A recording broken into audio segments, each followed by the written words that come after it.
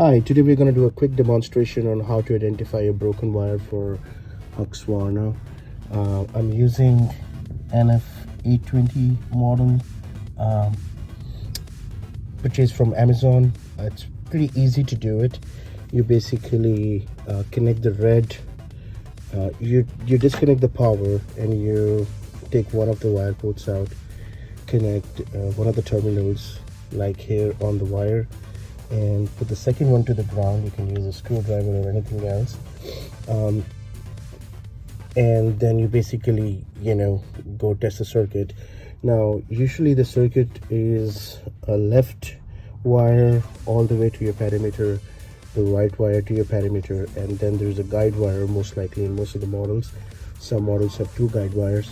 So one easy way to test this would be, instead of giving this signal to the parameter wire, if you give it to one of the terminals and keep rest of the two connected, and just start your scanning option. Just make sure that this audio is on here. This turns on the scan, and make sure your unit is at full intensity and fully charged. Now, since I have put the wire to one of the terminals, it will try to connect the working circuit pretty well. Right now, this one is tricky. I usually keep it at 4, between 4 and 3, and only increase it if I go kind of longer distance. So let's see. So I could see some of the wires here. As you can see, it's signaling for the guide wire and it's signaling the left wire. Some of the wires are exposed, so I can give you a demonstration one more time. So it's working here, and it's signaling that the left parameter wire is working. My right side parameter is exposed here, and I can show you there is no signal here. Right now, what this tells me is that technically your Husqvarna is creating a loop from center to the left to the right. So what we are saying in this case is that the center to left loop is completed, right? Because the guide connects the whole parameter in the middle somewhere, right? Which means I have a fault on the right side only. So this is one quick way you can first of all detect which side of the circuit has an issue, right? This is going to be extremely helpful. Otherwise you're just going to be circling around the parameter. The farther you go, it's going to be more harder for it to identify the break. Okay, so now I'm going to switch it back to the wire here, right? And this will start to give us a signal on the right parameter.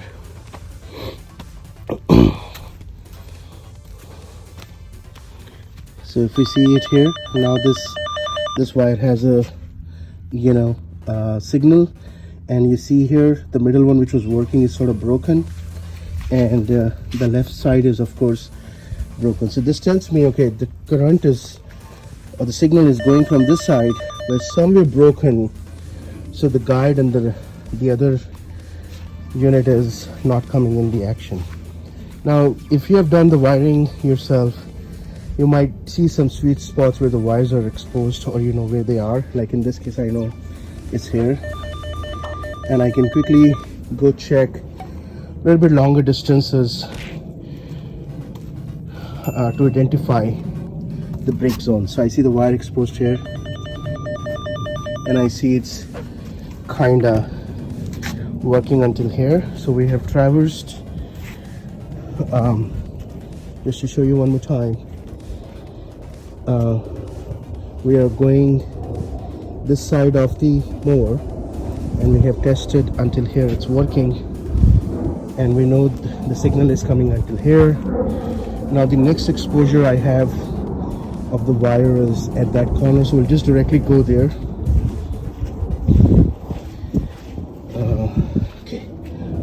Okay, so I see there's no signal here, right?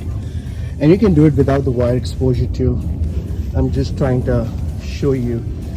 So now I see another wire here, right? I see that there is no signal here. So now this tells me that the proximity of my adder, where I see the signal here, right, to basically that section. And now we can go step by step. So the signal is coming here, right, and we have to just scan this area to see where the problem is. So first of all, I'm just gonna keep checking where the signal is. So it's coming here, that means this is good. Okay, I see it's break here. Yeah, so let's check this one out. Now usually these events happen if you have some work done, like in ours case we just got the mulch done, and very likely the guys cleaned up the area with the trimmer, and looks like they have done damage to the wire somewhere, or if you have some pest problem. Otherwise usually you don't run into these issues. Now I'm gonna give you another tip after we see whether the problem is here, and let's check that first. So let's scan from here to here, and I know when I did the wire, I kind of ran it from here underneath the stones and then started to kind of go to this area. And okay, so I see the wire here. Let's get it a little bit more exposed. I know we had